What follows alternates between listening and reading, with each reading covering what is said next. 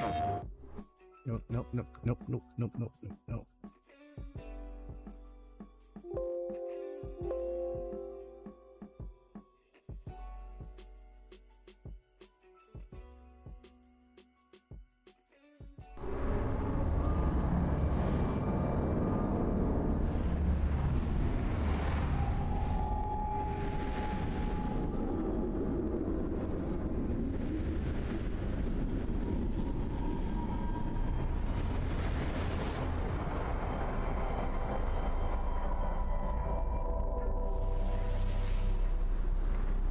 Take a look here.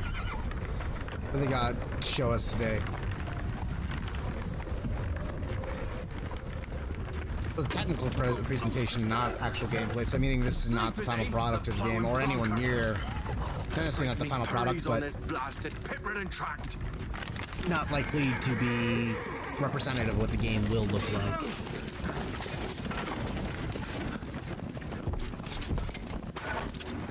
With fear on the dry room.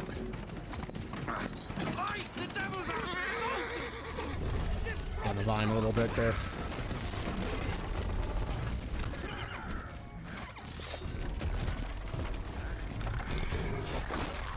Oh wow. What the hell? Is that a scorpion? Could be a griffin. Something big. Big wings, so it sounds like, Oh.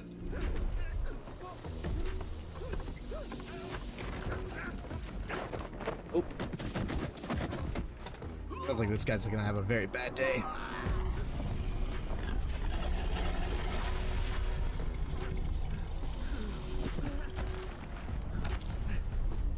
Is that a dragon?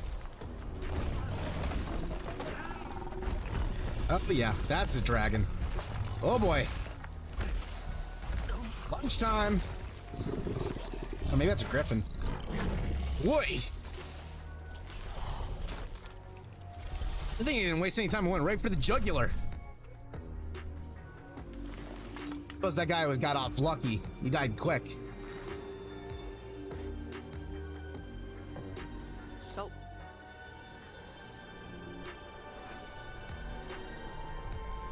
Almost had me fooled, Fruin.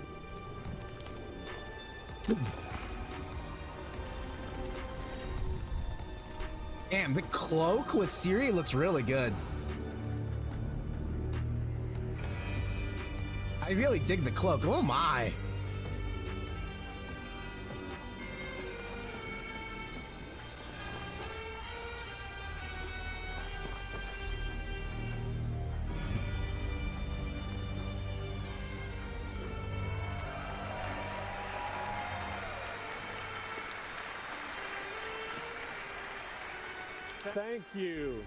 Thank you everyone, and welcome to the State of Unreal at Unreal Fest Orlando.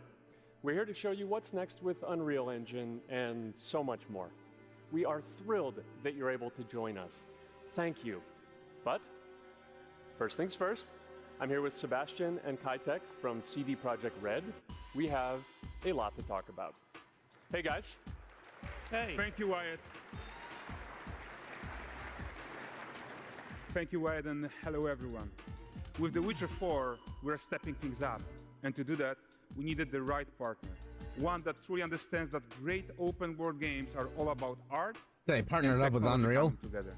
Yeah, and look, our goals are completely aligned here. And around the launch of UE5, your awesome team at CD Projekt Red announced a collaboration to make open-world development in Unreal even better. And it's an opportunity, we just couldn't pass it up. Okay. All these assets are going to be going right to Fortnite. Just that. All these assets are going right to Fortnite. Born ready. Everything. Kaitek is going to play the build for us. Sure, let's do it.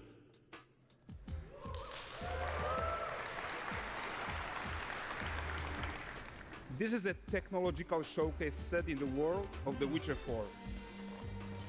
What you just saw and are going to see now is running on standard PlayStation 5 at 60 FPS with ray tracing. So in the game, you'll be playing as Ciri, a professional monster slayer, a witcher. She explores the world and hunts down monsters for coin. The region we are in is called Kovir, You will get to Wow. explore it in a game. Right now, Siri is investigating the monster, and after gathering new clues, she is heading back to a nearby village.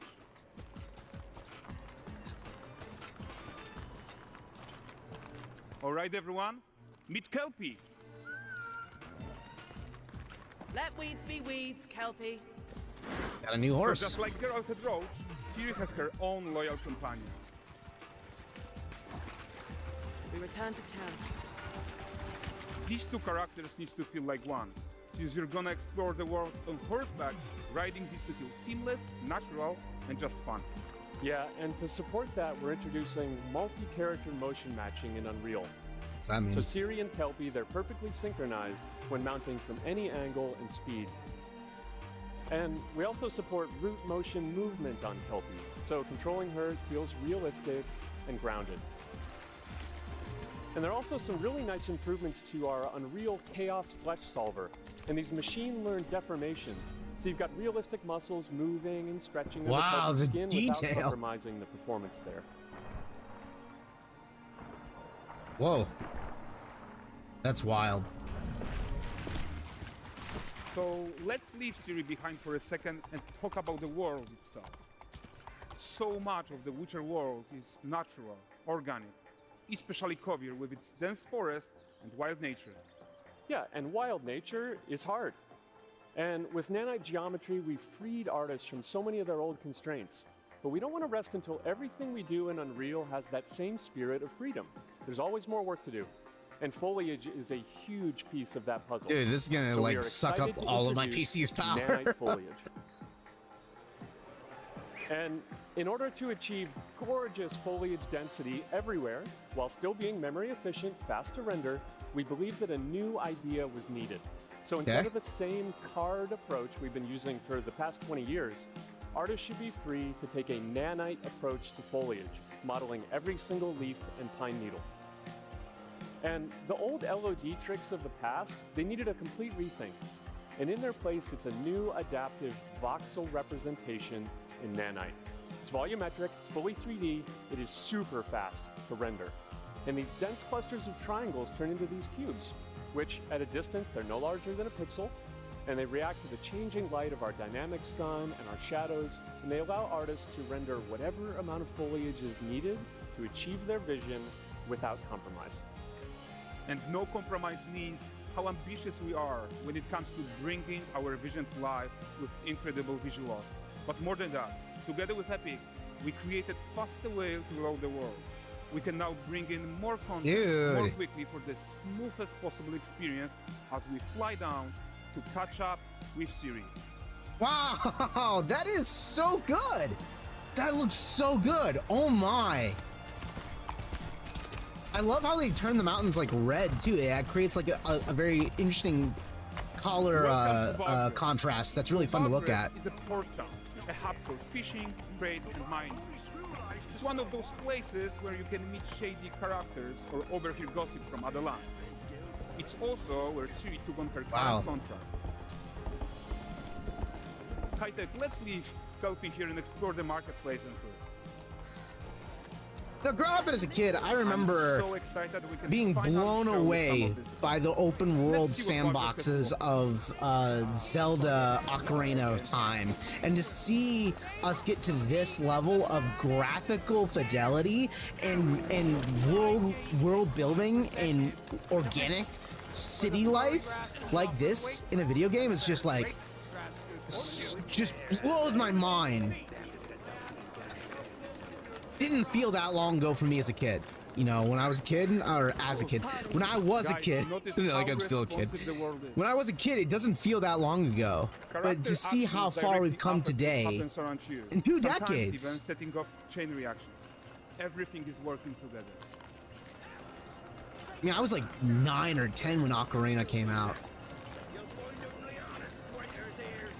Oh, look at this poor gentleman being taught how to fly by an angry innkeeper. That's what happens when you cheat at Gwent. Oh, so they probably still have Gwent in the game, of course.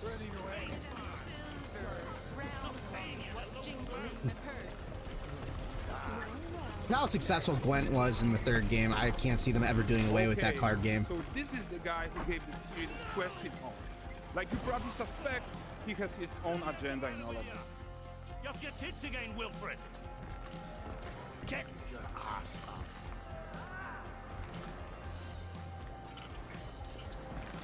A typical day's toil. Who in? With sure is. One using my wagons. No eternity is taking that damn salt to arrive. I found them. And, well, suffice to say, they'll not reach you. As for the salt, I'm not one speck. I presume this comes as no surprise to you. Now. Kabir's smuggling trade is of no concern to me. Shush, shush, shush. The manticore that flattened your cast and devoured your men? Quite the opposite. He wants to kill the monster. No, them winged hellspawn dwell in the arse end of Creighton. Not here. While Siri decides what to do about that merchant, let's take a look at the character technology that powers this marketplace. Why don't we listen in on these fishmongers? They're selling their wares. No way, they're doing dynamic conversations away from the characters? Rugged me ladies after one of those. Get this cleaned and gutted for you. That's wild. Organic conversations happening far away from the characters? And there is tons of tech at play here, even in a simple market stall. Metahuman tools, improved Unreal Smart Objects, Chaos Cloth, and more. Even interacting with the items in the bins. To make sure that the gap in quality between Siri and NPCs is as small as possible. Yeah, and closing that gap, it's not just about fidelity, right, but also authenticity. They should react to changes in the world around them. But the prisoner in Pillory isn't exciting enough for Valgrave. Let's grab everyone's attention with the circus.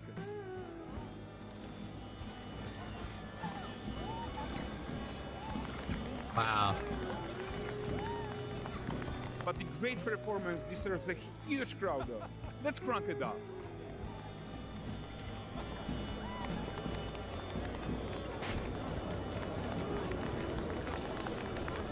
So you are seeing tons of optimizations here to many of Unreal systems, including an entirely new Unreal animation framework, allowing us to fit easily in our 60 FPS budget, not just in rendering, but also with room to spare on the game thread. Over 300 animated skeletal mesh agents all going about their business. And the whole point is to leave breathing room for developers like you to introduce the gameplay and the systems that your players expect, empowering you to make your worlds come to life without Unreal standing in your way.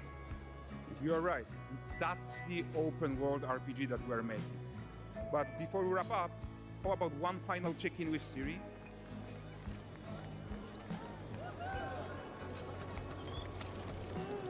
We are making this game to be the most immersive and ambitious open world Witcher game ever. And All the way out to the battle. Reality thanks to our work on Unreal with the team at Epic. I think what we're doing together is going to bring in a new generation of open world RPGs, and I'm so proud of what we accomplished so far. We are too. So we're almost done, but before we go, here's a small gift for all Witcher fans. A first look at La Nexeta.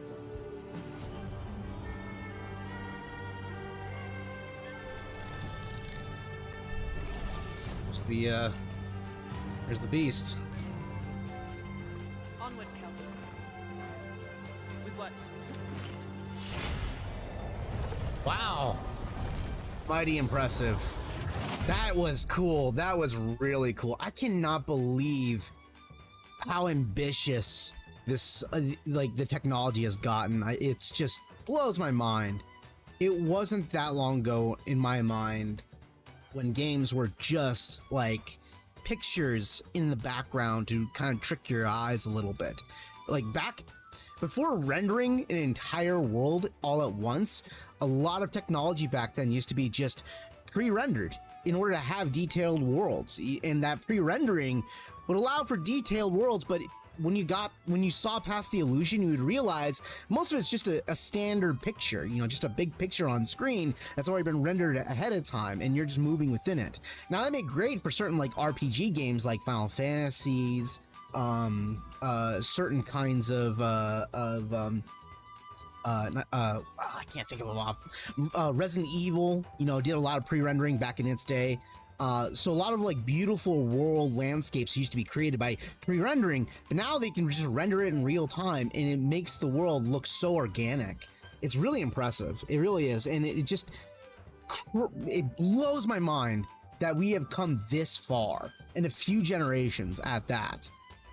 It's just, even now when I go back a whole decade, something like this seemed like it would seem impossible to me. You know, just too much going on all at once. Yet this new technology that they're pushing out definitely seems like that's the new advancement in world building, and I'm just really excited to see where that's gonna go. Wow, just wow.